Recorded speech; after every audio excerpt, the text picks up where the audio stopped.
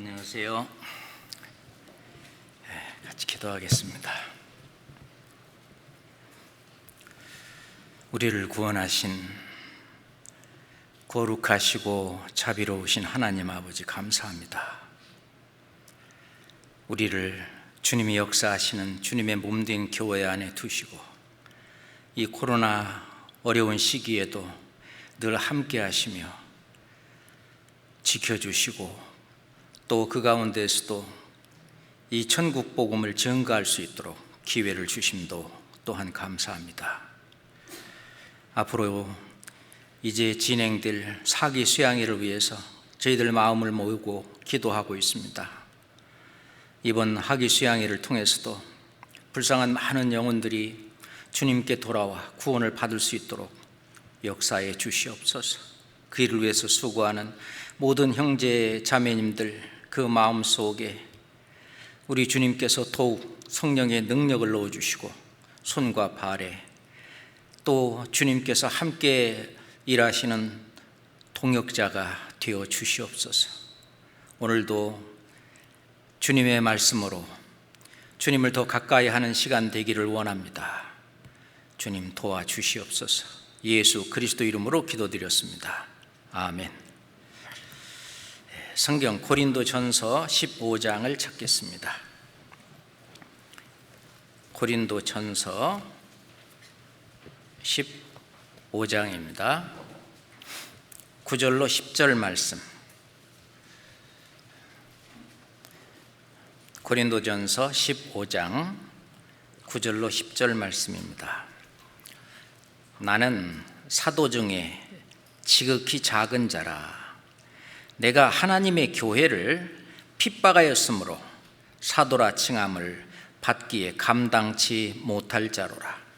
그러나 나의 나된 것은 하나님의 은혜로 된 것이니 내게 주신 그의 은혜가 헛되지 아니하여 내가 모든 사도보다 더 많이 수고하였으나 내가 아니요 오직 나와 함께 하신 하나님의 은혜로라.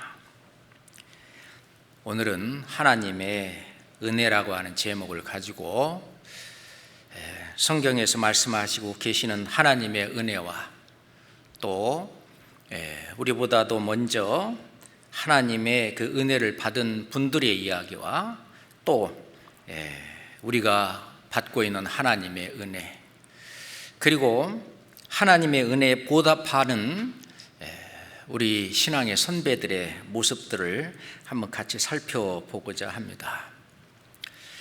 사도 바울은 나는 사도 중에 지극히 작은 자라라고 말씀을 하셨습니다.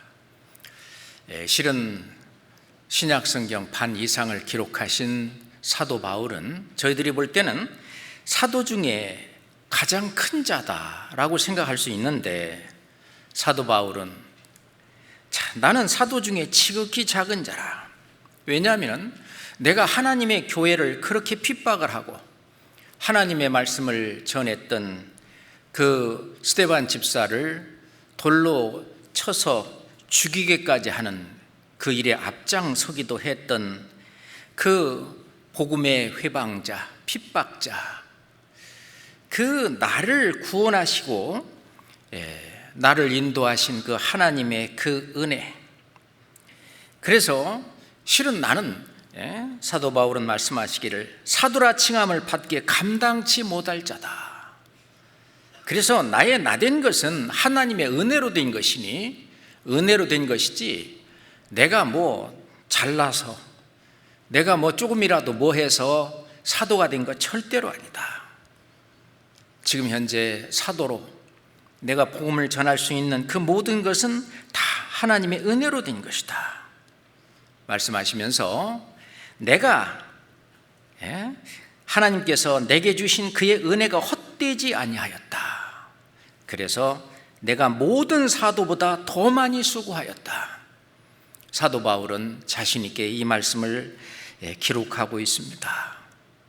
내가 모든 사도보다 더 많이 수고하였는데 그것은 하나님께서 내게 주신 은혜로 한 것이지 이건 내가 한 것이 아니고 오직 나와 함께 하신 하나님의 은혜로 모든 사도보다 더 많이 수고하셨는데, 수고를 했는데 그것은 바로 하나님의 은혜로 된 것이다.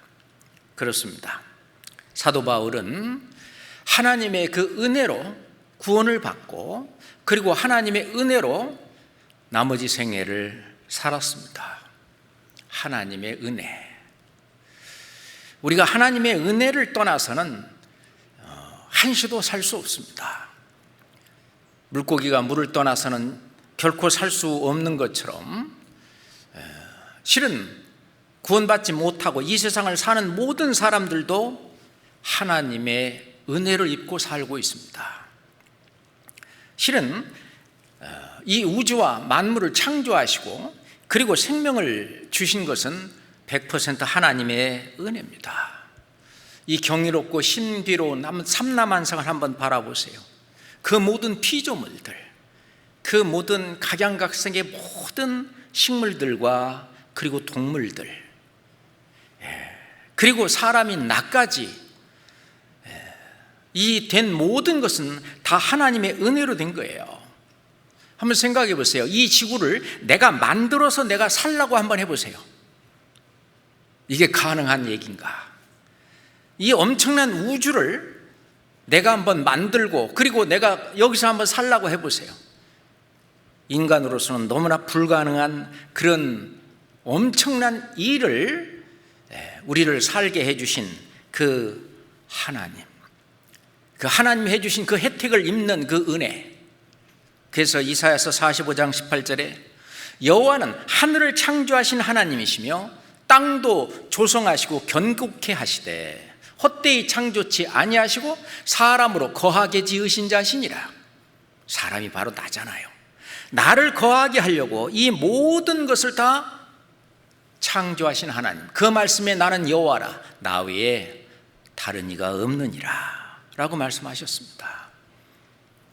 예수님도 마태복음 5장 45절에 말씀하시기를, 하나님께서는 하나님의 해를 말이죠, 선인뿐만 아니라 악인에게도, 악인과 선인에게 비치게 하시고 또 비도 의로운 자와 또는 불의한 자에게 함께 내리신다고 했어요. 모든 자연현상, 사람이 숨쉬고 살 수 있는 모든 그런 것들은 다 하나님의 은혜죠. 하나님의 혜택입니다. 뿐만 아니라 사도행전 17장 24절에 있는 말씀처럼 우주와 그 가운데 있는 만유를 지으신 신께서는 천지의 주제이시니 사람의 손으로 지은 전에 계시지 아니하시고 또 무엇이 부족한 것처럼 사람의 손으로 섬김을 받으시는 것이 아니니 이는 만민에게 생명과 호흡과 만물을 친히 주시는 자이심이라. 이 세상에서 가장 중요한 것은 생명입니다.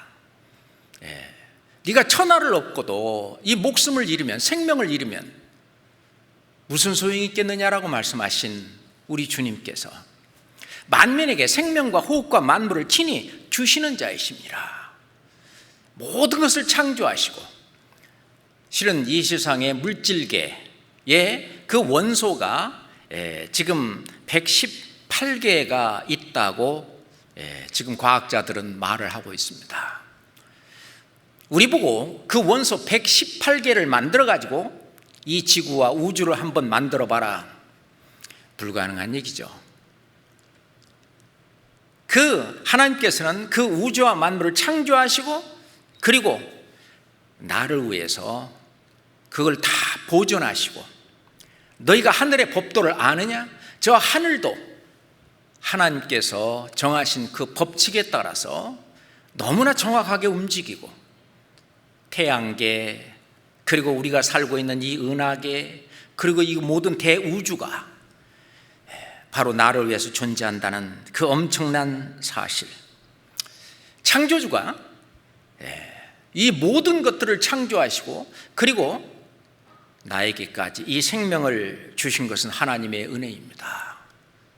그리고 이 세상에 사는 이 7, 80년, 길게는 100년의 이 생애, 이 생명만을 주시려고 하는 것이 하나님의 목적이 아니라 하나님처럼 우리를 만들어서 하나님과 함께 하나님의 나라, 저 천상에서, 저 천국에서 영원히 함께 살도록 그렇게 계획하시고 약속하신 하나님, 그 모든 것도 이미 다 준비되어 있어요. 예수님 말씀하시기를 내가 너희를 위해서 처소를 예비하러 가노니 라고 말씀을 하셨는데, 그 영원하신 천국, 그 하나님의 나라, 거기서 하나님과 같이 우리가 돼서 천사보다 더 나은 상태, 영원히 살 수 있도록 그걸 전부 다 만드시고, 그리고 그 모든 혜택을 누리도록 하신 하나님의 은혜입니다.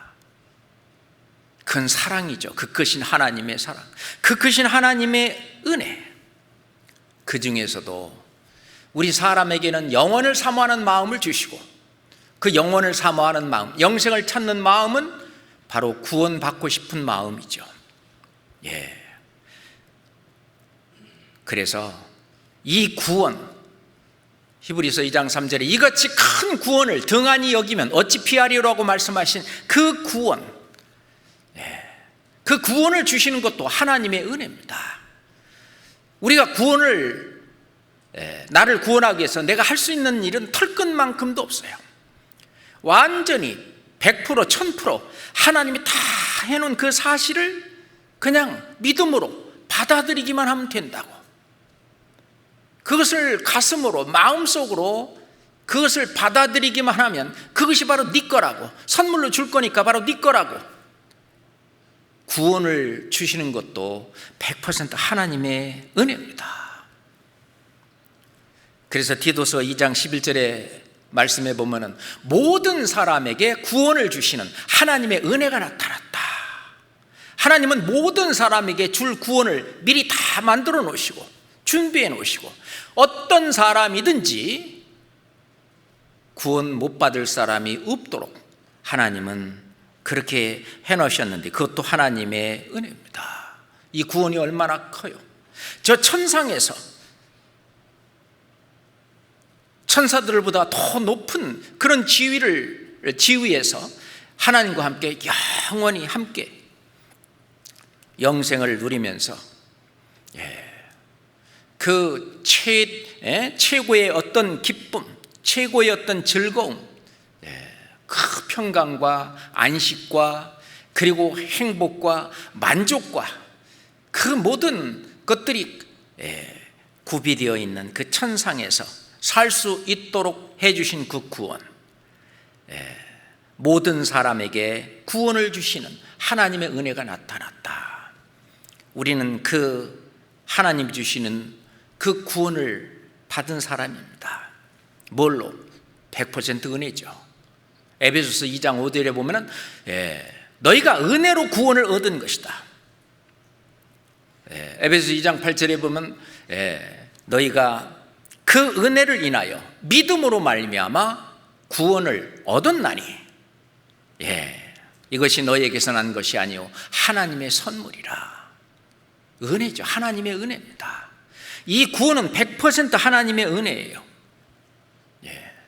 그건 우주와 만물을 창조해서 우리한테 살도록 주신, 그것은 이 물질계의 그것은 겨우 이 세상에 사는 동안이지만은, 이 구원은 그 영적인 세계 속에서, 영원한 세계 속에서 살도록 하게 해주신 하나님의 은혜입니다. 이거를요 생각하면 생각할수록 너무 기가 막힌 거예요.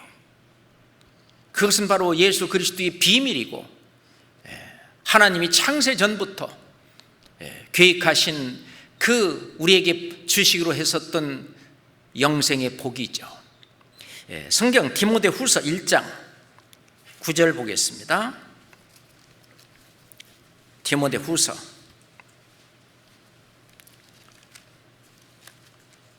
1장 9절 보겠습니다. 디모데 후서 1장 9절 같이 읽어볼까요? 하나님이 우리를 구원하사 거룩하신 부르심으로 부르심은 우리의 행위대로 하심이 아니요 오직 자기의 뜻과 영원한 때 전부터 그리스도 예수 안에서 우리에게 주신 은혜대로 하심이라. 은혜대로. 하나님이 우리를 구원하사 거룩하신 부르심으로 부르셨어요. 그것은 우리의 행위대로 하심이 아니요, 하나님은 우리를 너무 사랑하시죠. 하나님의 자비하심과 사람 사랑하심을 나타내실 때에 뭐 했어요? 우리를 구원하시되, 우리를 구원하셨어요. 우리 행한 바 의로운 행위로 말미암지 아니하고 오직 그의 긍휼하심을 쫓아 중생의 씻음과 성령의 새롭게 하심으로 하셨다 라고 말씀하시는데, 하나님이 우리를 구원하사 거룩하신 부르심으로 부르신 것은 우리가 뭐 잘나서, 우리가 뭘 잘해서, 하나님한테 잘 보여서 우리의 행한 바, 우리의 행위대로 하신 게 아니고 오직 자기 뜻과 영원한 때 전부터 우리에게 주시려고 다 해놓고 주시는 은혜대로 하심이라. 그렇습니다. 구원을 주시는 것은 100% 다 하나님의 은혜입니다.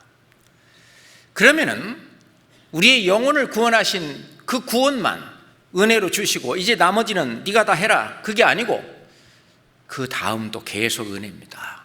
돌보시고 지키시고 인도하시고, 이제 우리가 하나님을 만나 영원한 천국에, 이제 이 세상을 떠나서 천국의 세계, 영원한 세계로 들어가기까지 함께 하시는 그 모든 것도 다 하나님의 은혜입니다. 그것을 이스라엘 백성들을 통해서 우리한테 보여주셨어요. 성경 출애굽기 15장을 찾겠습니다.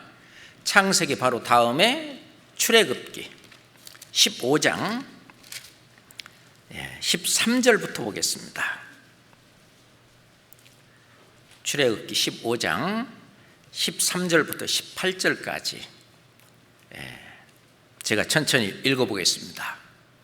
주께서 그 구속하신 백성을 은혜로 인도하시되 주의 힘으로 그들을 주의 성결한 처소에 들어가게 하시나이다. 주께서 그 구속하신 백성, 구속할 때 속이라고 하는 것은 값을 치를 속이라고 그랬죠. 값을 치러서 구해낸 백성, 그 백성을 인도하시는 데는 은혜로 또 인도하셨어요. 구원하실 때도 은혜로 하셨지만은 인도하실 때도 백성을 은혜로 인도하시되 주의 힘으로, 우리의 힘이 아니라 주의 힘으로, 하나님의 능력, 주의 힘으로 그들을 주의 성결한 처소에 들어가게 하시나이다. 그거는 이제 이 교회 시대에 우리를 하나님의 그 성결한 처소, 교회입니다. 여기에 들어가게 하시나이다.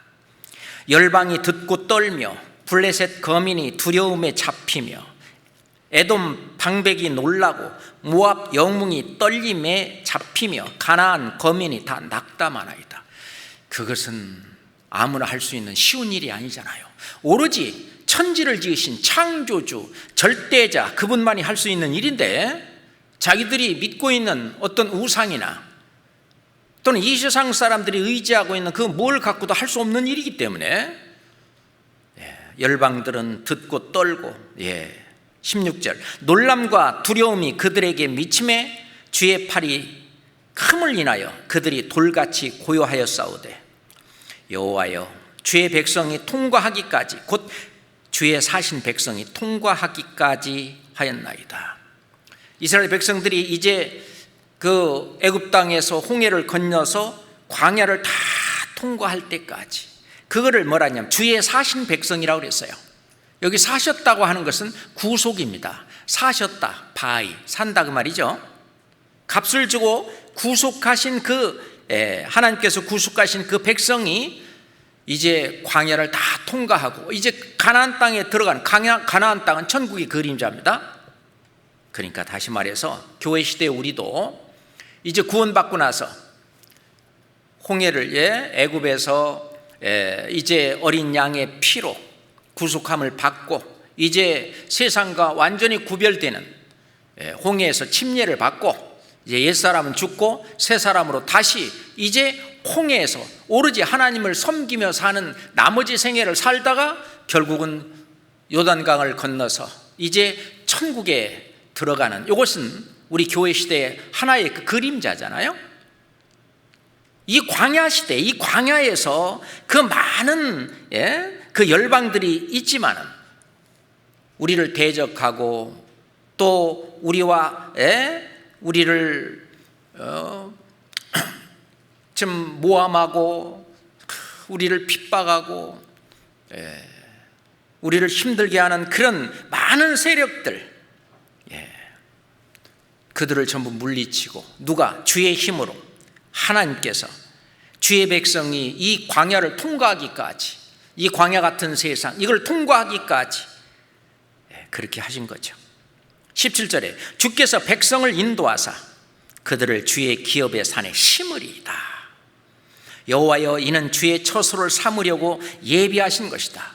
결국 여기에서 주의 처소, 하나님이 거하시는 처소, 하나님의 집이죠.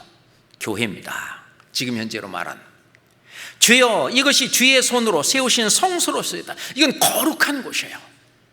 사단이 감히 이길 수 없는, 사단의 세력이 결코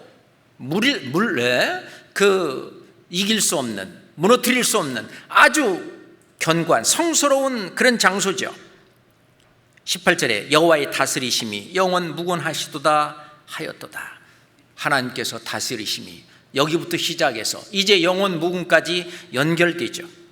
다시 말해서 돌보고 지키시고 그리고 인도하시는 그 모든 것도 다 하나님의 은혜입니다.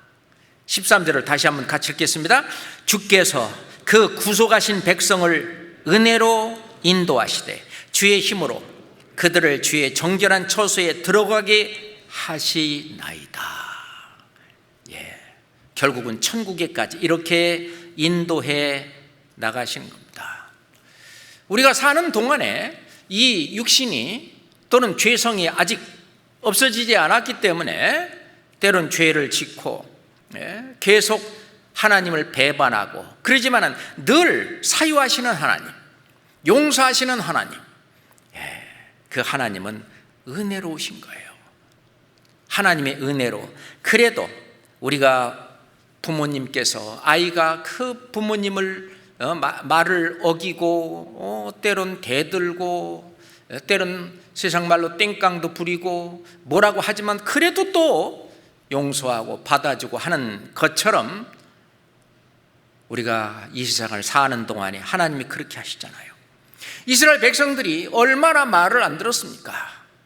어떤 통계에 의하면은 이스라엘 백성들이 하나님의 말씀을 순종해서 축복을 받았던 그런 기간은 한 10% 정도밖에 안 되고 나머지 한 90% 이상이 늘 하나님한테 대적하고 우상을 섬기고 거역하고 그랬다고 그러잖아요. 그것을 어찌 보면은 우리 본성 속에 그게 있지 않은가 하는 그런 생각이 들어요. 성경 느헤미야 9장을 한번 찾겠습니다. 느헤미야 9장입니다.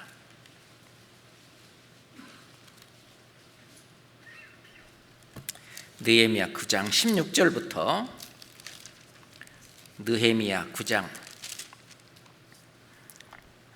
16절부터 21절까지 저희와 저희 열조가 교만히 하고 목을 굳게 하여 주의 명령을 듣지 아니하고 거역하며 주께서 저희 가운데 행하신 기사를 생각지 아니하고 목을 굳게 하며 패역하여 스스로 한 두목을 세우고 종되었던 땅으로 돌아가고자 하였사오나 오직 주는 사요하시는 하나님이시니라. 은혜로우시며 긍휼히 여기시며 더디 노하시며 인자가 풍부하심으로 저희를 버리지 아니하셨나이다. 또 저희가 송아지를 부어 만들고 이르기를 이는 곧 너희를 인도하여 애굽에서 나오게 하신 하나님이라 하여 크게 설만하게 하였사오나 주께서는 연하여 긍휼을 베푸사 저희를 광야에 버리지 아니하시고 낮에는 구름 기둥으로 길을 인도하시며 밤에는 불 기둥으로 그 행할 길을 비치사 떠나게 아니하셨사오며 또 주의 선한 신을 주사 저희를 가르치시며 주의 만나로 저희의 입에 끊어지지 않게 하시고 저희의 목마름을 인하여 물을 주시사 21절 같이 읽겠습니다. 40년 동안을 들에서 기르시되 결핍함이 없게 하심으로 그 옷이 헤어지지 아니하였고 발이 부르지 아니하였사오며. 자, 이스라엘 백성들이 이 광야 40년 동안 목을 굳게 하고 주의 명령을 듣지도 않고 거역하고, 하나님께서 하신 그 놀라우신 그런 기사, 그런 일들 생각도 안 하고, 그렇지만 하나님은 사유하시는 하나님, 그 모든 사실을 다 용서하시는 하나님, 그걸 불쌍히 여기시고 긍휼히 여기시고, 그리고 하나님이 다 해주셔요. 그게 은혜로우시다고 하는 거예요. 우리가 못한 그것을 또 하나님이 다 해주시면서 우리에게 필요한 모든 것을 다 주셔서 40년 동안 발도 부르지 않고 옷이 헤어지지 않도록, 이 40년이라고 하는 것은 실은 그냥 쉽게 생각해서 한 세대죠. 우리가 태어나서 죽는 것을 그냥 한 세대라고 본다면은 구원받고 나서 주님을 맞이하는 내가 이 세상을 사는 한 세대 동안 하나님이 구원받은 우리 하나님의 자녀를 먹을 걸 주시고 입을 걸 주시고, 그리고 이 건강마저 다 챙겨서 행하시는 것을 볼 수 있습니다. 솔로몬 왕은 하나님한테 이스라엘 하나님 여호와여, 상천하지에 주와 같은 그런 신이 없나이다. 솔로몬이 초창기에 하나님과 마음이 합해져 있을 어떤 지혜를 구하고 하나님에게 아주 올인했을 그 당시에 여호와여, 상천하지에 주와 같은 자가 없나이다. 주와 같은 신이 없나이다. 주께서는 온 마음으로 마음을 다하셔서 주의 앞에서 행하시는 종들에게 언약을 지키시고 은혜를 베푸시나이다. 언약을 지키시고, 실은 언약을 지키는데 그 언약이 은혜 언약이잖아요. 그 언약을 지키시고 그리고 은혜를 베푸시나이다. 같은 얘기인데요. 하나님이 미리 말씀하신, 약속하신 그거를, 언약을 지키시고 그 은혜를 다 베푸신다라고 그 솔로몬 왕은 그렇게 말하고 있습니다. 이제 모세도 있잖아요. 신광야에서 마지막 이스라엘 백성들에게 말씀을 할 때 여호와께서 이스라엘 백성을 황무지에서 짐승이 부르짖는 그런 광야에서 만나시고 호위하시며 보호하시며 자기 눈동자같이 지키셨도다 라고 얘기하고 있습니다. 자, 광야에서 이스라엘 백성들을 자기 눈동자같이 지키신 광야 교회죠. 그것이 그 하나님께서는 지금도 우리를 이 험악한 광야 같은 이 험악한 세상에 우리를 눈동자같이 당연히 지키시죠. 우리를 지키신다고 하는, 참 그거는 놀라운 일입니다. 자, 시편 121장입니다. 시편, 그 지키시는 이 교회 안에, 이 무리 안에 실은 구원받은 우리가 있잖아요. 시편 121장 1절부터 8절까지. 내가 산을 향하여 눈을 들기라. 나의 도움이 어디서 올꼬? 나의 도움이 천지를 지으신 여호와에게로다. 여호와에게서로다. 여호와께서 너로 실족지 않게 하시며 너를 지키시는 자가 졸지 아니하시리로다. 이스라엘을 지키시는 자는 졸지도 아니하고 주무시지도 아니하시리로다. 여호와는 너를 지키시는 자라. 여호와께서 네 우편에서 네 그늘이 되시나니 낮에 해가 너를 상치 아니하며 밤에 달도 너를 해치 아니하리로다. 여호와께서 너를 지켜 모든 환난을 면케하시며 또 네 영혼을 지키시로다. 8절은 함께 읽겠습니다. 여호와께서 너의 출입을 지금부터 영원까지 지키시로다. 나의 도움 어디서 오냐? 천지를 지으신 하나님 여호와에게로서 나를 도우시는 하나님, 나를 지키시는 하나님, 졸지도 않고 그렇게 되기 때문에 낮에 해도 밤에 달도 전혀 해를 끼치거나 상하게 하지 못하게 여호와께서 너를 지켜 모든 환난을 면케하신다. 환난에서 지켜주시는, 환난은 있고 고난은 있겠지만 그것을 다 넘어가게 하나님이 도와주시고 이끌어주시고 너의 모든 출입을 지금부터 영원까지 지키시는 하나님입니다. 우리가 좋아하는 잠언 16장 9절 말씀에 사람이 마음으로 자기 길을 계획할지라도, 그랬죠?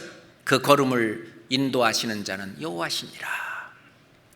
자, 우리는 이것저것을 계획을 하지만 결국은 하나님의 뜻에 합당하게 그 걸음을 인도하시는 분은 하나님이십니다. 이게 다 하나님의 은혜예요.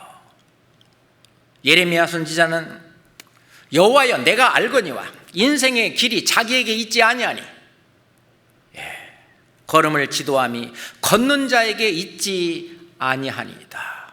그렇죠. 걸음을 지도함이 걷는 자에게 있지 않고 그 걸음을 인도하시는 자는 하나님이시니라. 그렇죠. 하나하나 모든 것이 다 하나님의 은혜입니다. 요즘 잘 나가는 CCM 송이 있는데 은혜라고 하는 그런 찬송이에요. 내가 누려왔던 모든 것들이, 그만해야 되겠네요.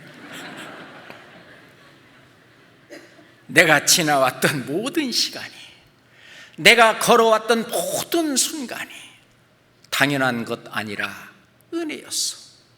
지나쳐 보면은요, 그 상황에서 나를 보호하신 걸 우리가 느끼잖아요. 나를 지켜주신 것을 느끼잖아요. 내가 이 땅에 태어나 사는 것, 어린아이 때부터 지금까지 숨을 쉬며 살며 꿈을 꾸며 사는 그 모든 삶, 그거는 당연한 것이 아니라 바로 하나님의 은혜였어. 내가 구원받아서 하나님의 자녀로 살면서 오늘 또 찬양하고 예배하며 사는 그 모든 삶, 복음을 전할 수 있는 그 축복, 이것도 다 당연한 것이 아니라 하나님의 은혜였어 라고 부르는 노래입니다. 그렇습니다. 너는 범사에 그를 인정하라. 모든 일도 하나하나 다 주님이 개입했음을 인정하고 사는 그 삶이 주님과 동행하는 삶이잖아요. 그랬을 때 그 은혜를 더 느낄 수 있는 거예요. 옆에 계신데도 그냥 투명인간 취급하듯이 그냥 의식하지도 못하고 그냥 내가 살아가고 있는 그 하나님이, 주님이 얼마나 서운해 하시겠어요. 주님은 우리한테 그 엄청난 은혜를 베푸시는데, 그렇잖아요. 우리는 모두 다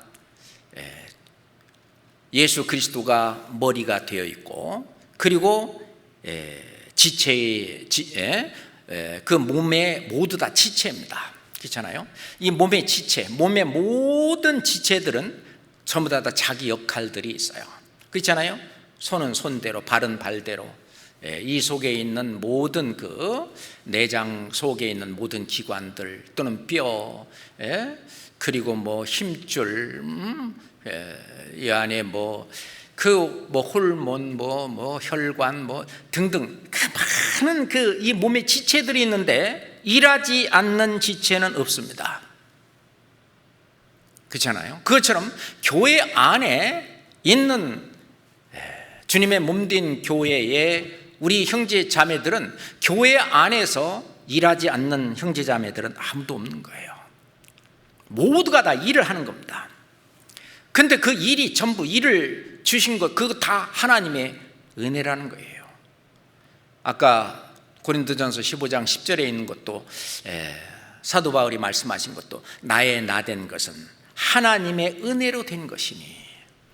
그러니까 내가 구원받고 교회 안에서 함께 때론 주차 봉사도 하고, 때론 청소 봉사도 하고, 때론 이 봉사 저 봉사, 또는 같이 함께 있어주는 봉사, 또는 교제에 함께 참여해주는 봉사, 또는 어떤 신방에 같이 참여해주고, 또는 헌금할 때 같이 참여해주고 등등 이런 하는 그 모든 것들은 다 지체로서 해야 되는 모든 일인데, 그 일들은 하나님의 은혜로 되는 것이죠.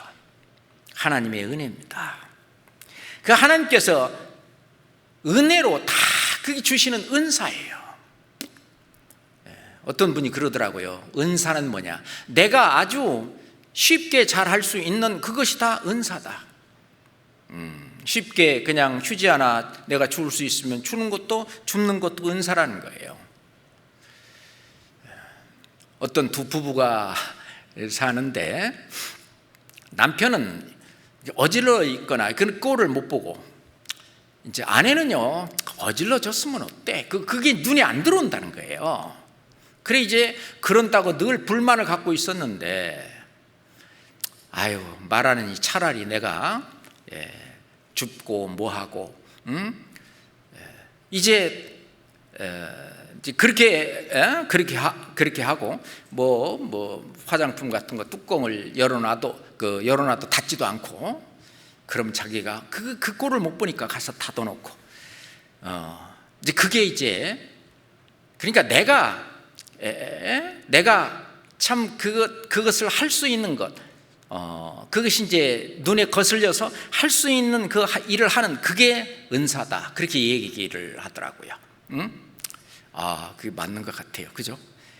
그래서 그것은 내가 할 수 있는 일이니까 그 일이 눈에 보이는 거예요. 그래서 그 일 때문에 상대방을 비난하고 또는 뭐 정죄하고 그럴 것이 아니라 그걸 그냥 내가 하는 것이 주님께서 내게 주신 은사다, 이렇게 생각하면 되는데, 자 로마서 12장 봅시다. 그게 은혜로 주시는 거예요. 로마서 12장.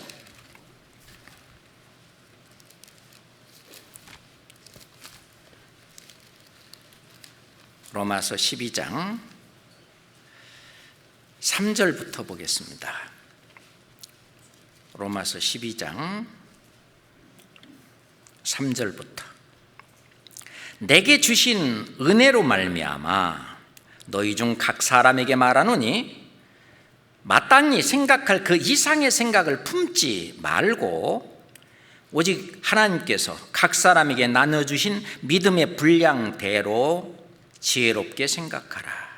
우리 한 몸에 많은 지체를 가졌으나 모든 지체가 같은 직분을 가진 것이 아니니 이와 같이 우리 많은 사람이 그리스도 안에서 한 몸이 되어 서로 지체가 되었느니라. 우리에게 주신 은혜대로 받은 은사가 각각 다르니 혹 예언이면 믿음의 분수대로, 혹 섬기는 일이면 섬기는 일로, 혹 가르치는 자면 가르치는 일로, 혹 권위하는 자면 권위하는 일로. 위로하고 권고하고 하는 것이 이제 권위죠. 구제하는 자는 성실함으로, 다스리는 자는 부지런함으로, 긍휼을 베푸는 자는 즐거움으로 할 것이니라. 이거 말고도 더 많이 있겠죠. 이 각 지체가 할 수 있는 그것은 믿음의 분량대로 지혜롭게 생각을 하는데, 그게 바로 하나님께서 은혜로 주신 것입니다. 교회 안에서 내가 주차 봉사를 하든 청소 봉사를 하든 어떤 조리 봉사를 하든 어떤 봉사를 하든 어떤 교회에 복음을 증거하고 전하는 일을 위해서 내가 무엇이든지 할 수 있다고 하는 건 다 하나님의 은혜입니다. 하나님께서 사도 바울에게 복음 전할 부탁을 하시고 그 복음을 전할 수 있도록 성령의 능력을 부어주시고 그 모든 것이 다 은혜로 된 거예요. 그 은혜대로 열심히 따라서 했던 사도 바울처럼 우리도 그렇게 하면 되죠. 뿐만 아니라 우리가 구원받고 난 이후에 그냥 평탄한 길만 걷게 하신 것이 아니라 실은 하나님께서 고난을 받게 하신 것도 다 그게 하나님의 은혜라고 하는 거예요. 우리가 빌립보서 1장 29절에 보면 그리스도를 위하여 너에게 은혜를 주신 것은 다만 그를 믿을 뿐 아니라 또한 그를 위하여 고난도 받게 하심이라. 자, 그를 믿어 구원을 받을 뿐만 아니라 고난도 받게 하신 그게 바로 너에게 주신 은혜라고 하는 것입니다. 은혜예요. 자, 그리스도의 고난을 한번 생각해 보세요. 그리스도가 고난을 받고 어떻게 했어요? 영광 그 영광을 받으신 것은 그 영광의 그 관을 쓰신 것처럼 말이죠. 그래서 예수님이 제자들에게 누가복음 24장에 보면은요, 자, 그리스도가 이런 고난을 받고 자기 영광에 들어가야 할 것이 아니냐. 그래서 고난 없는 영광은 없다는 겁니다. 실은 그리스도께서 그런 고난을 받으신 것은 우리한테 그 자취를 따라오게 본을 보이셨다라고 말해요. 베드로전서 2장 2절에 그 말씀이 있죠. 그리스도도 너희를 위하여 고난을 받으사 너희에게 본을 끼쳐 그 자취를 따라오게 하려 하셨느니라. 그렇죠? 그리스도께서도 너희를 위하여 고난을 받으사, 그 이유가 뭡니까? 너에게 본을 끼치기 위해서, 본을 끼쳐 그 자취를 따라오게 하려 하셨느니라. 그러니까 구원받은 우리에게 고난을 허락하는 것은 그건 하나님의 은혜입니다. 왜냐하면 하나님은 그냥 우리를 구원해서 천국에 들어가는 일로 끝내려고 하시는 것이 아니라 천국에서 누릴 영원한 영광을 이 세상에서 받은 고난에 비례해서 주시려고 하는 것입니다. 그렇잖아요. 그래서 로마서 8장 17절 18절에 보면은 자녀이면 또한 후사, 하나님의 후사요, 그리스도와 함께 온 후사니 우리가 상속자예요. 우리가 그와 함께 영광을 받기 위하여 고난도 함께 받아야 할 것이니라. 고난 없는 영광은 없다는 것이죠. 생각건대 현재의 고난은 장차 우리에게 나타날 그 영원한 영광, 그 영광과 좋게 비교할 수 없도다 라고 말씀하신 겁니다. 잘하는 말씀이죠. 베드로전서 4장 고난에 대한 말씀을 하나 찾아보겠습니다. 베드로전서 4장 13절부터 16절까지, 베드로전서 4장 13절로 16절까지.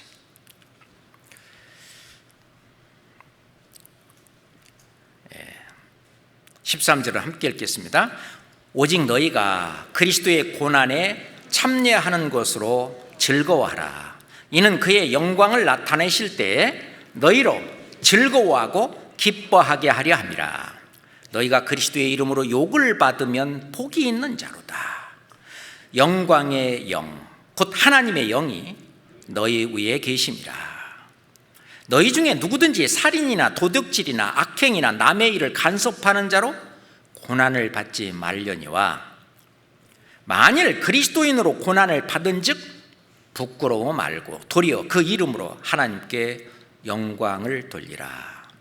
그래서 너희가 그리스도의 고난에 참여하는 것으로 즐거워하라 그랬어요. 왜냐? 나중에 그의 영광을 나타내실 때 우리로 하여금 즐거워하고 기뻐하게 하려 함이라. 올림픽 선수가 금메달을 따기 위해서 그 어떤 죽을 각오를 하고 경기에 임합니다. 그 고난 또는 그 경기를 준비하기까지 4년 동안의 그 죽을 고난을 다 하고 그 다음에 나중에 그 영광으로 보답이 될 때 즐거워하고 기뻐하는 것처럼 우리가 이 세상에서 어떤 고난이든 그리스도의 고난에 참여함으로 그리스도의 고난, 형제자매를 사랑하는 그 일, 형제자매를 섬기고 교회를 섬기는 일, 그리고 복음을 전하는 그 일로 인하여 받는 그 고난, 그리스도의 고난이잖아요. 그것도 고난을 허락하신 것도 하나님의 그 은혜입니다. 베드로전서 5장 10절 봅시다. 5장 10절에 모든 은혜의 하나님, 거기다 밑줄 쳐놓으세요. 모든 은혜의 하나님, 모든 은혜의 하나님 곧 그리스도 안에서 너희를 부르사 자기의 영원한 영광에 들어가게 하시니가 잠깐 고난을 받은 너희를, 이 세상에서 길게 고난을 받아봤자 몇십 년이잖아요. 잠깐 고난을 받은 너희를 친히 온전케 하시며 굳게 하시며 강하게 하시며 터를 견고케 하시려다. 그렇습니다. 우리가 주님 앞에 갔을 때 정말 멋있는 아름다운 그런 주님이 받으시기에 합당한 그런 우리가 되기 위해서는 고철덩어리가 용광로 안에 들어가듯이 말이죠, 우리가 이 고난을 통과해야 합니다. 이 시련을 통과해야 되죠. 고철덩어리가 용광로 속에 들어가서 아주 새로운 어떤 그 모습으로 새 물건이 되어 나오듯이, 볼품없는 어떤 돌덩어리가 어떤 그 조각가 손에 들어가서 아주 아름다운 어떤 작품이 되어 나오듯이, 이 고난이라고 하는 용광로 속에 우리 모두 다 들어가서 나중에 이제 주님이 오실 때 거기를 빠져나왔을 때는 어엿한 주님이 받으시기에 아주 합당한 그런 상태가 돼서 나오게 될 겁니다. 그렇잖아요. 자, 그런데 이런 그 은혜를 받은 우리로 하여금 그 은혜에 보답하는 그런 마음을 주신 것도 그 하나님의 은혜예요. 우리가 시편 116편 12절 너무 잘 아는 말씀이에요. 여호와께서 내게 주신 모든 은혜를 내가 무엇으로 보답할꼬 그랬어요. 그 보답하고 싶어서 아주 그 안달하는 모습이잖아요. 여호와께서 내게 주신 그 모든 은혜를 내가 무엇으로 한번 보답할꼬. 뭐 내가 가진 것도 별로 없고 내 능력도 별로 없고 내가 봐도 내가 뭐 별게 아니고, 그런데 무엇으로 보답할꼬. 과부의 두 렙돈을 칭찬하신 예수님은 그렇게 과부가 두 렙돈을 가지고 그 보답한 그것을 칭찬하셨어요. 고린도후서 8장에 보면은요, 마게도니아 교회들에게 은혜를 주셨다고 했는데 그들이 구원받은 속에서 넘치는 기쁨이 있었고, 그렇지만은 아주 극한 가난이 있었어요. 넘치는 그 기쁨이 있었지만 뭘 좀 드리고 싶었는데, 근데 극한 가난이 있었어요. 그런데도 거기에 풍성한 연보를 넘치도록 했다. 그게 마게도냐 교회들에게 주신 은혜라고 했는데, 마게도냐 교회들에게 주신 그 은혜가 뭐냐? 그 은혜에 보답하고 싶은 그 아주 안달하는 그 마음을 주신 거예요. 이번 코로나 시대의 어려운 속에서도요, 교회에 대한 헌금이 줄지 않고 11조가 줄지 않고 오히려 더 많이 나오는 그것은 내가 할 수 있는 한 최선을 다해서 마게도냐 교회들에게 그 주신 그 은혜 보답하고자 하는 그 마음, 그 주님이 주신 그 은혜에 힘입어서 그것을 기쁜 마음 속에서 넘치는 기쁨과 극한 가난이라 할지라도 풍성한 연보를 넘치도록 했다. 저희가 힘대로 할 뿐만 아니라 힘에 지나도록 자원하여, 이 자원이 중요해요. 자원하는 마음을 이렇게 희생하고 헌신하고 하는 그런 자원하는 마음을 주신 그게 전부 하나님의 은혜입니다. 이게 하나님의 크신 은혜를 받은 사람이 아니면 이 은혜를 할 마음이 생길 리가 없어요. 그렇잖아요? 헌금을 한다든지 내 마음을 드리는 헌신을 한다든지 또는 내 자신을 희생하고 내 자신을 포기하고 사도 바울이 말한 것처럼 나는 날마다 죽노라 하는 것처럼, 그렇지만 자원하는 심령으로 여호와께서 내게 주신 이 모든 은혜를 내가 무엇으로 보답할꼬, 그래서 내가 좀 뭐 좀 해야지 하는 그 자원하는 심령을 가지고 하나님 앞에 뭔가라도 하려고 하는 그 은혜 보답하고자 하는 그 마음을 주신 그것도 하나님의 은혜예요. 하나님이 주신 거예요. 그건 은혜입니다. 우리가 다윗은 저는 하나님의 은혜 보답고자 하는 그 삶을 살고 싶습니다. 시편 57장 7절에 보면 하나님이여 내 마음이 확정되었고 확정되었사오니 내가 노래하고 찬송하리로다. 내 마음이 주님의 은혜를 보답하는 그런 삶을 살기로 아주 내 마음이 확정되고 확정되었다. 그래서 예루살렘으로부터 시작된 그 복음이 우리까지 온 것이 바로 이런 은혜를 받은 사람들이 희생과 헌신과 그 모든 것이 해서 여기까지 온 거예요. 그 중에 한 사람 진젠돌프 백작의 얘기를 조금 드리고 싶습니다. 우리가 그 진젠돌프 백작의 얘기는 많이 했는데 많이 하고 또 들었잖아요. 그런데 그냥 그림 앞에서 그 예수님께서 십자가에 피 흘려 돌아가시는 그 십자가의 그 그림 밑에 있는 글씨, 나는 너를 위해서 피 흘리고 내 몸을 주었건만 너는 나를 위해서 무엇을 주느냐, 또는 무엇을 하느냐, What are you doing for me? 나는 너를 위해서 다 했는데 너는 나를 위해서 뭘 하고 있느냐. 그 그림 앞에서 꼬꾸라지고 한참 동안 그 자리를 떠나지 못하고, 그래 맞아, 주님은 나를 위해서 피 흘리고 죽기까지 척을 했는데, 그리고 거기서 마음을 확정하고 그리고 결심하고 나머지 생애를 그렇게 평생을 살았잖아요.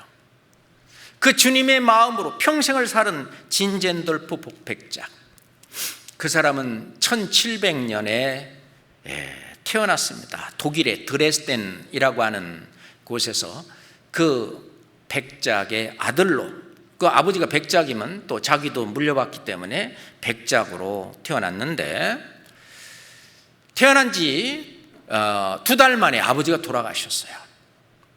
그래서 엄마가 이제 어린아이 키우다가 3살 때 다른 가문으로 이제 또 시집을 갔어요.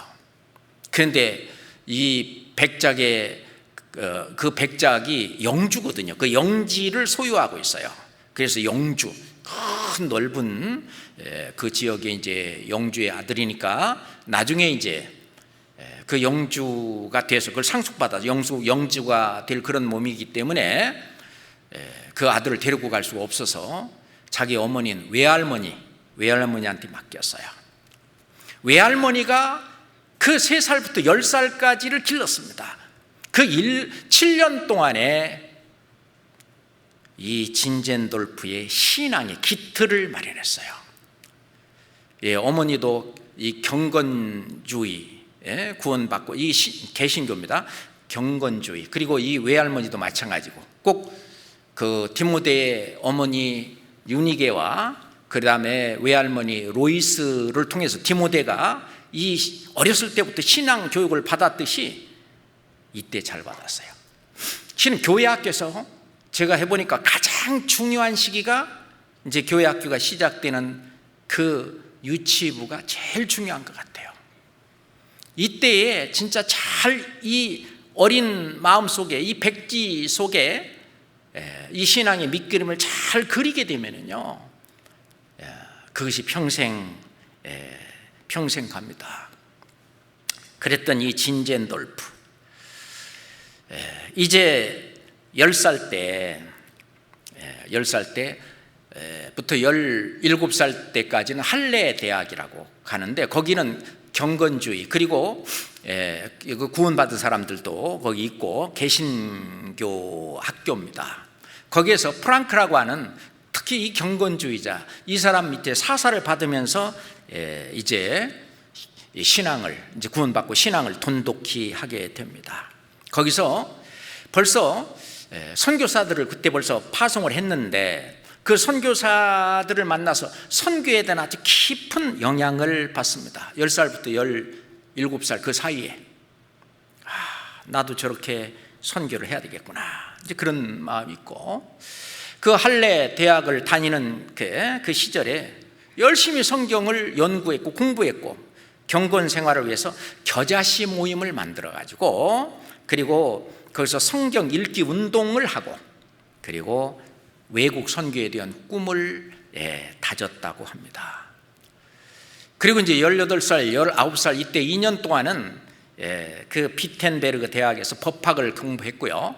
그 자기가 있는 그 지역이 작센 지역인데, 그 작센 주 정부의 법률 고문관으로 잠깐 일을 하기도 했었는데, 이제 20세 때 유럽 여행 중에서 그 디셀도르프 성당에, 여기서 이제 자기 인생의 어떤 큰 계기가 됐는데, 그 예수님께서 십자가 위에서 가시면류관을 쓰시고 고통받는 그 장면을 그린 그림 앞에, 그리고 그 밑에 쓰여진 글씨, 나는 너를 위하여 피 흘려 몸을 주었건만 너는 나를 위하여 무엇을 주느냐, 그 글 앞에서 꼬꾸라지고, 그리고 그의 일생과 재산을 주님에게 바치기로 결심하는 계기가 되었다고 하죠.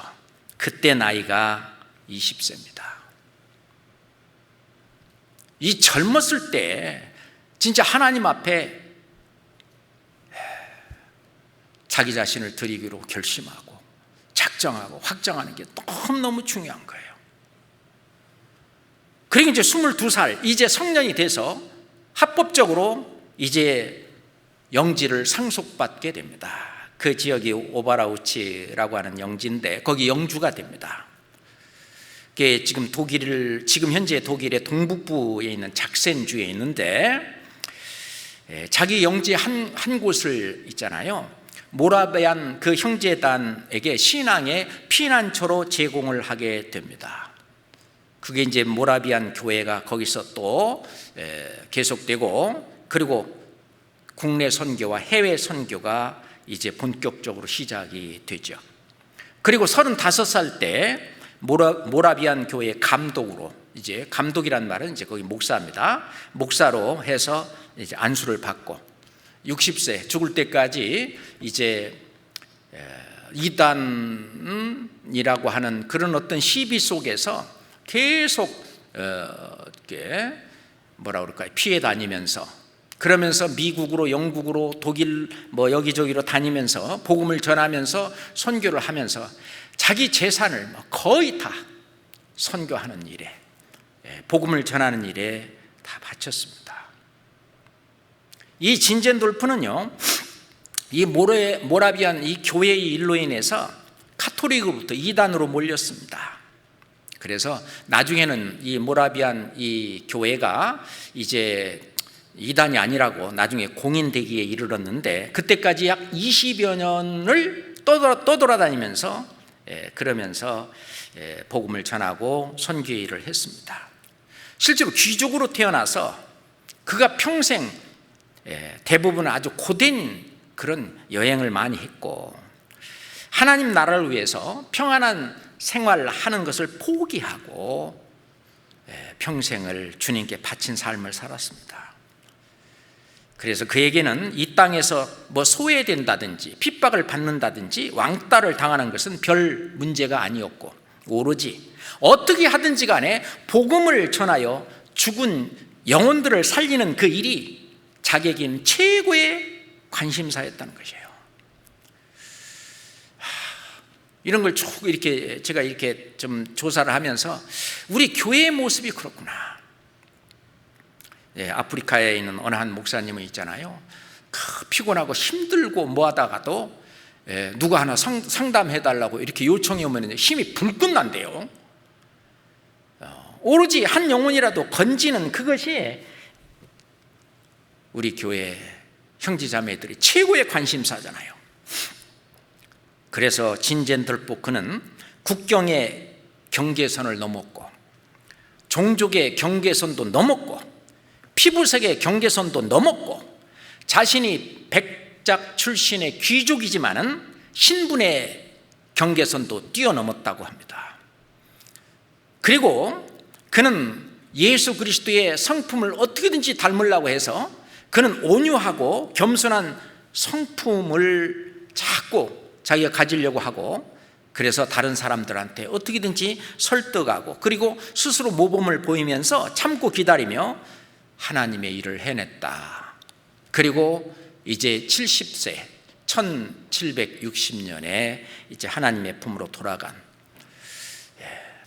그런데 이 모라비안 그 교회 거기에서 이제 목사로서 일도 하고 또 세계 선교도 하고 그랬는데 이 모라비안 이 교회와 성도들에 대해서 조금 우리가 알아볼 필요가 있습니다. 원래 모라비안 그 성도들은 제일 처음에 그 얀 후스라고 하는 사람이 있는데, 원래 얀 후스라고도 하고 영어로는 존 후스, 존입니다. 근데 이제 거기 발음으로 얀이라고 해요. 얀 후스. 이 사람은 1372년부터 1415년, 그러니까 다시 말해서 그 진젠돌프보다도 몇 년, 한 300년 전 사람입니다. 벌써 그때 얀 후스, 그때 벌써 가톨릭을 대적하고 그리고 복음을 증거하고 전하는 복음의 어떤 줄기가 있었던 겁니다. 그러니까 가톨릭 시대에 아주 순교한 체코의 종교 개혁자 얀 후스, 그 사람이 체코의 그 보헤미아 그리고 모라비아 그 지역이 있잖아요. 대개 그 신앙에 쫓김을 당한 그런 떠돌이들이 많이 이렇게 있었는데, 여기 지금 쉽게 말하면은 가톨릭을 대항하고 이제 구원을 받은 사람들이든 하여튼 개신교 이 사람들이 많이 있었는데, 그래서 여기에 이제 이 존 후스가 보헤미안 형제단을 조직을 했어요. 그래가지고 왜냐하면 보헤미아 지역이기 때문에 보헤미안 형제단이라고 그러는데, 그게 이것이 종교개혁 이전에 프로테스탄트라고 이 종교개혁을 했던 마르틴 루터나 스위스의 쭈빙글리나 또는 프랑스의 존 칼빈, 우리는 거기는 존 칼뱅 그러는데 그 프로식 발음으로 말한다면, 그러니까 존 캘빈 같은 사람들보다 실은 얀 후스는 100년 전 사람입니다. 그러니까 가톨릭에 대항하는 그런 구원받은 어떤 그리스도인들의 어떤 그 물줄기가, 그 복음의 물줄기가 계속해 왔던 거예요. 그래서 이제 이 독일의 마르틴 루터도 이제 그 독일의 그 마르틴 루터는요, 이게 1500년 초기 사람이고, 뭐 즈빙글리도 마찬가지고, 그리고 존 칼빈 같은 그 사람은 실은 마틴 루터보다 조금 더 이후의 사람인데 거의 뭐 동시대 사람이죠. 그리고 이제 200년 후에 진젠돌프가 나오는데, 그러니까 얀 후스부터 이제 복음의 줄기가 쭉 종교개혁이라고 해가지고, 근데 계속 핍박을 받으면서 진젠돌프 시대까지 온 거예요. 그 속에 청교도들도 있는데, 우리가 청교도 그러면 1500년대, 1600년대, 1700년대까지 이제 이어져 갑니다. 그 미국이 세워진 것이 이제 원래 유럽에서 뭐 영국이라든지 독일이라든지 프랑스라든지 이런 데서 그 가톨릭의 어떤 종교적인 탄압, 그걸로 인해서 이제 배를 타고 신대륙 미국으로 이제 가는데, 그게 메이플라워가 그게 있었던 게 1620년 사건입니다. 그 이후로 이제 많은 사람들이 그 미국으로 이주를 했는데, 그래도 이제 영국이 따라와서 그 영국이 계속 통치하고 지배했기 때문에 영국에 대해서 이제 그 동부 지역의 13개 주가 영국과 전쟁을 벌이는 것이 독립전쟁입니다. 그럼 미국이 이제 세워진 것이 그 독립전쟁에서 영국 세력을 몰아내고, 그리고 이제 신교, 그러니까 개신교 중심으로 해서 미국이 나라를 세운 그것이 1776년, 지금부터 245년 전입니다. 그 7월 4일인데 오늘 7월 7일이니까 3일 전이죠. 미국이 독립기념일 행사를 했잖아요. 그건 영국으로부터 자유를 찾기 위해서 독립운동했던 거예요. 근데 그런 그 미국이 막 그 성장하고 이렇게 전 세계에 이게를 했던 그 나라가 된 것이 하나님의 도우심이죠. 그 청교도들이 전 세계에 얼마나 많은 선교사를 파송을 해서 그 복음을 증거하고 전하는 일을 했습니까? 그 모라비안 그 성도들, 여기 지금 실은 얀 후스 얘기를 하다 딴 데로 갔는데, 그 얀 후스 얘기를 계속 할게요. 얀 후스 이 사람은 있잖아요. 그 사람은 1372년에 태어나서 1415년에 43세의 나이로 이렇게 실은 화형을 당해서 죽었는데, 가톨릭에 의해서 화형을 당해서 죽었는데, 얀 후스는 교황이 면죄부를 팔고 성직자들의 어떤 부패를 공격했습니다. 복음주의자죠. 종교개혁의 선교자. 실제로 마르틴 루터나 존 켈빈이 스핑글리 이런 사람들로 주축이 돼서 아주 종교개혁이 휘몰아치기 100년 전 사람이 바로 얀 후스인데, 그때 얀 후스가 얘기한 얘기입니다. 그런데 지금 현재 체코에 해당하는 보헤미아 지역에서, 그래서 보헤미안 형제단이라고 하는 걸 조직을 했다 그랬죠. 그 보헤미아 지역에서 종교개혁을 시작을 했는데, 주장한 내용이 뭐냐? 교회의 머리는 교황이 아니고 예수 그리스도다. 오직 예수님을 믿음으로만 구원에 이를 수 있다. 누구든지 성경을 통해서 예수를 믿고 구원을 받으며 성경만이 우리가 의지하고 믿어야 할 대상이다. 모든 성도들은 모국어로 된 성경을 읽어야 한다. 그래서 이 보헤미안 형제단, 그리고 모라비안 교회, 이게 실은 같이 연결된 하나입니다. 거기서 체코어 성경을 발간을 했잖아요. 교황과 성직자의 권위는 그리스도의 법에 따라 살 때만 인정되지, 지금 같은 것은 인정이 되지 않는다. 이런 걸 막 선포하고 얘기하고, 그러니까 교황에게, 가톨릭에게 이단으로 몰려서 1411년에 39세 때 가톨릭에서 파문을 당하죠. 그리고 계속 그러니까 43세의 나이에 이제 화형을 당해서 죽은 얀 후스.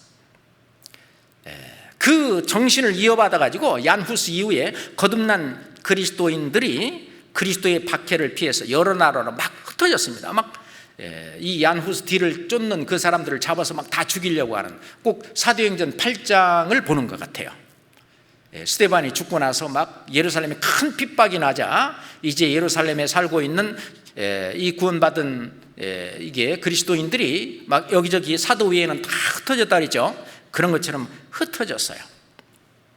그러면서 흩어지는 데마다 이제 어떻게 하냐,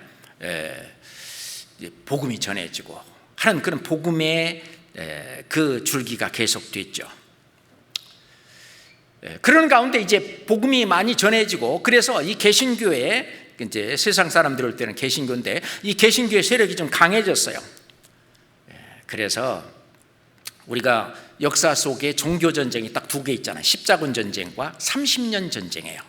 이 30년 전쟁은 카톨릭 그 세력과 그리고 개신교 세력과 이루어진 전쟁입니다. 이게 1618년부터 1648년 동안 30년간 이루어졌는데, 그래서 결국은 개신교가 인정을 받고 그 카톨릭 그 교도들과 동등한 권리를 획득하도록 그렇게 공인된 일이 됐는데, 그래도요 이 카톨릭 세력이 날로 증가하고 이 세력이 계속 핍박은 계속됐어요.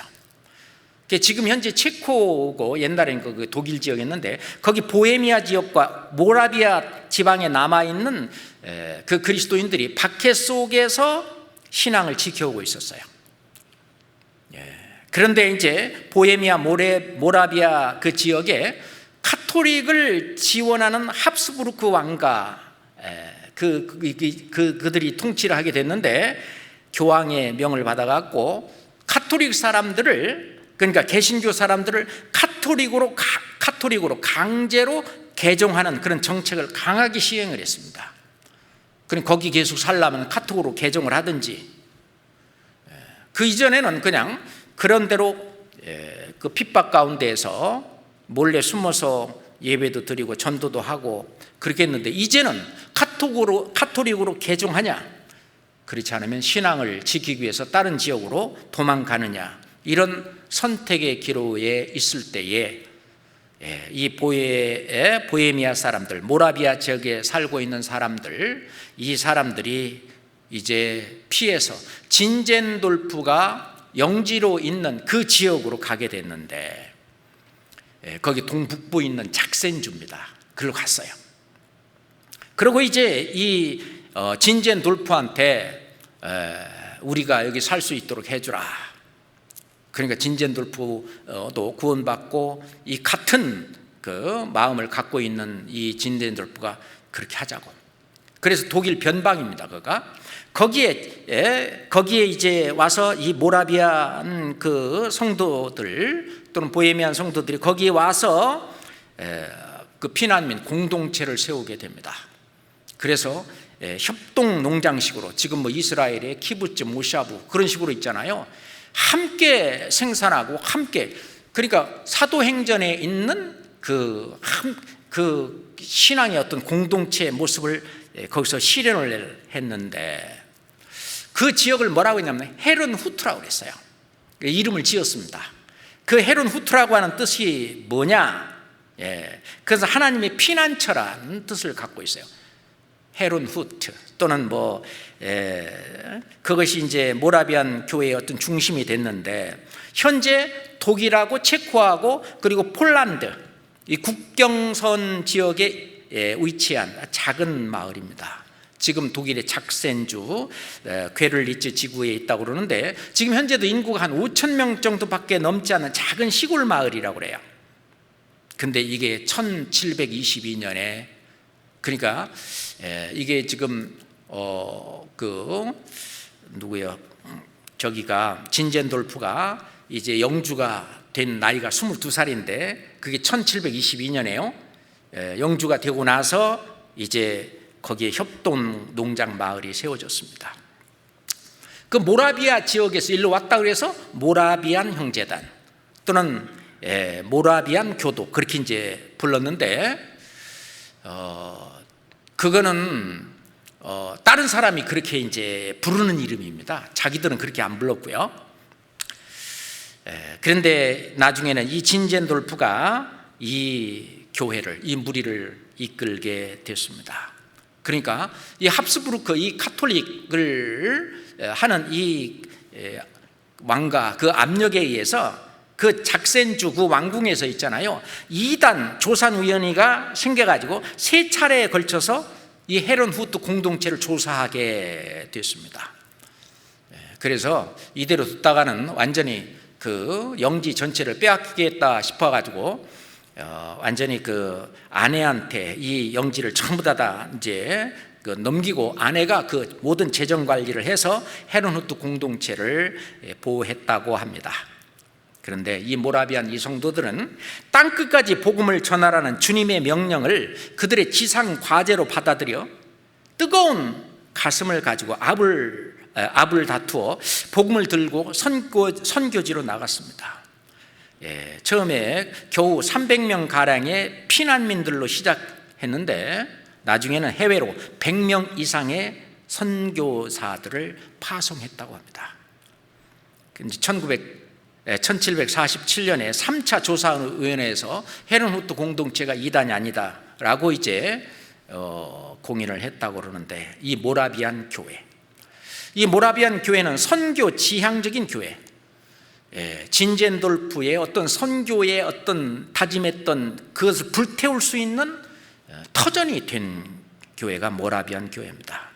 모라비안 교회가 국내 선교도 예전에 모라비아에 있을 때 그때 이미 그 핍박 엄청나게 받기 그 전부터 핍박 가운데 수많은 집회, 이 모라비안 이 교회가요 많이 한 게 뭐냐면 전도 집회였어요.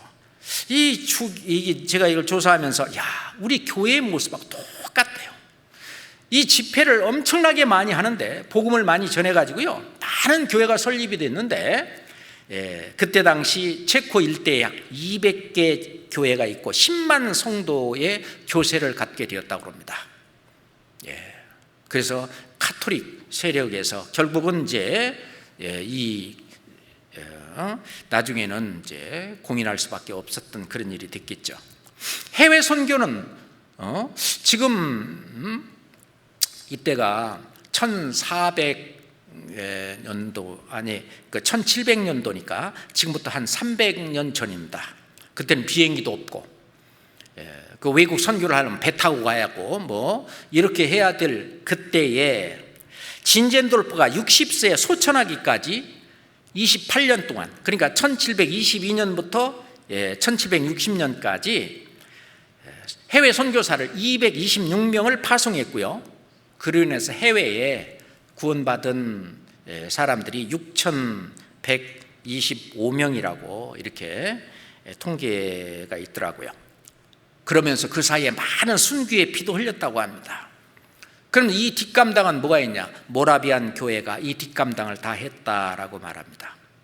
그래서 이 헤르누트, 이 모라비안 교회의 열매로서요, 우리가 첫 번째로 들고 있는 것이 그들의 릴레이 기도를 예를 들고 있는데, 이게 이제 1732년부터 24명의 형제, 24명의 자매가 48명이 먼저 하루에 1시간씩 돌아가면서 24시간 연세기도, 릴레이 기도를 하는데, 그 주제가 뭐냐면은 주제가 세계 선교를 위해서 계속 이제 이 사람 다음에는 이 사람, 이 사람 다음에는 이 사람 계속 이어서 세계 선교를 하는데, 나중에는 77명이 거기에 이제 참가를 해서 이어가지고 24시간 계속 매일매일 365일 이렇게 계속 이 연세 기도를 했다는 것이죠.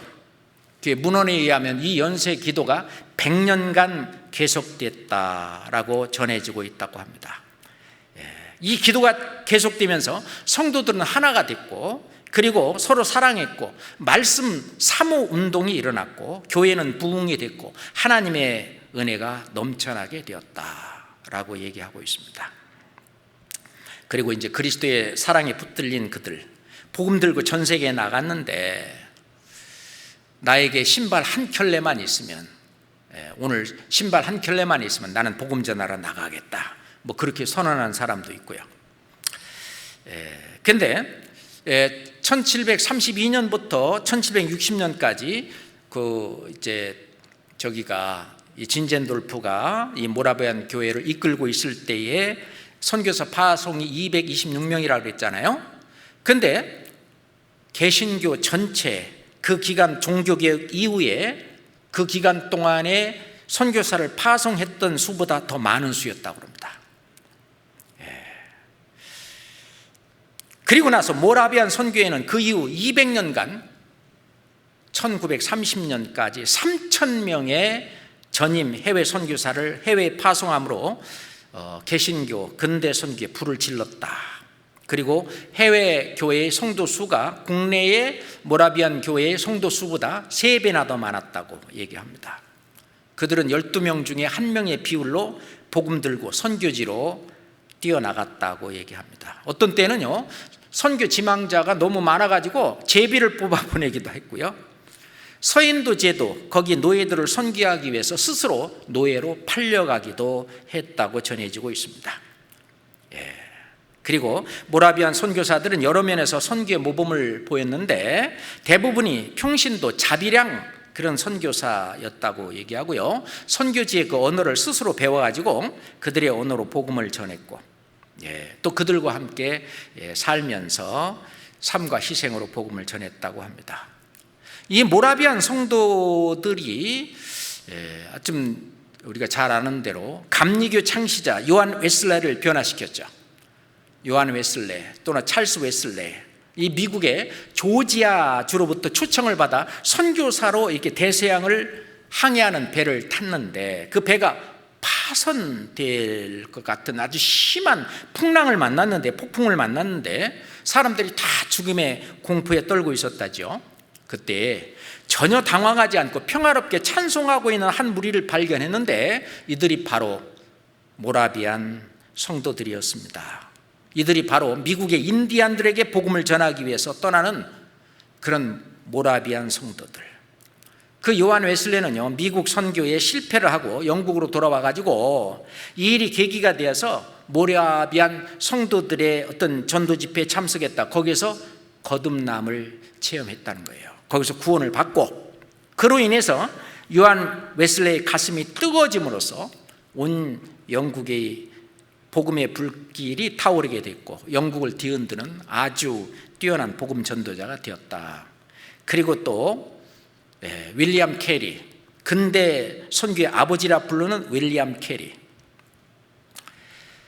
이 윌리엄 캐리에게 지대한 영향을 미쳤는데, 그래서 이 윌리엄 캐리가 아주 선교에 아주 올인할 수 있는 그런 계기를 만든 것이 바로 모라비안 성도들이라고 이렇게 말을 합니다.